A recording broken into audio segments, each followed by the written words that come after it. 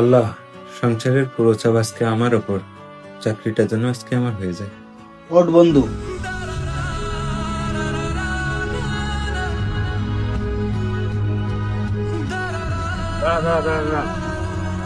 কি আছে বন্ধু? আজ তো ইন্টারভিউ, তার 2 রাকাত নফল নামাজ পড়িনি। ঠিক আছে, যা তাহলে আমার কাছে দিয়ে তুই দে। এখানে দাঁড়া।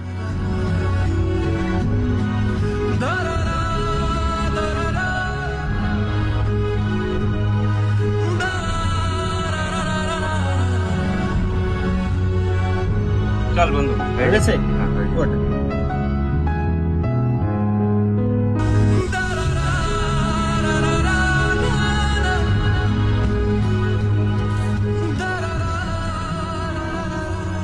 থাক খালি বন্ধু, আমি ইন্টারভিউটা দিয়ে আসি। ঠিক আছে, দোয়া করি ভালোভাবে যা। আচ্ছা, তুই এখানে থাক, আমি ইন্টারভিউটা দিয়ে আসি।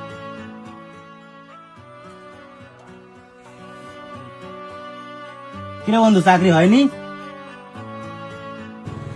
আরে বন্ধু, চিন্তা করিস না, একদিন না একদিন চাকরি হয়ে যাবে তোর। আরে বন্ধু, চাকরি হয়ে গেছে। আরে বন্ধু, আমি তোর বলিলাম না চাকরি হয়ে যাবে, ওঠ। চল।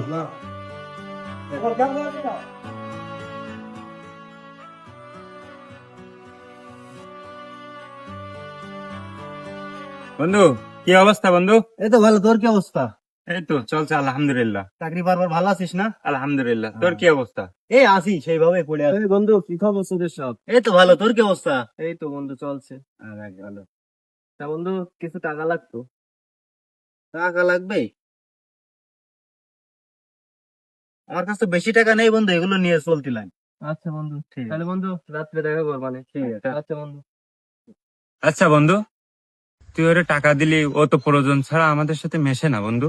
তুই ওর টাকা দিলি কেন? প্রয়োজন ছাড়া কে চলে রে বন্ধু? তুইও তো প্রয়োজন ছাড়া আল্লাহর কাছে যাস না বন্ধু। চাকরি তো হয়ে গেছে, তাহলে আর 2 রাকাত নফল নামাজ পড়ে আয়। বন্ধু, দেরি হয়ে গেছে, হ্যাঁ, বাড়িতে সবার মিষ্টি খাওয়াতে হবে তো, চল।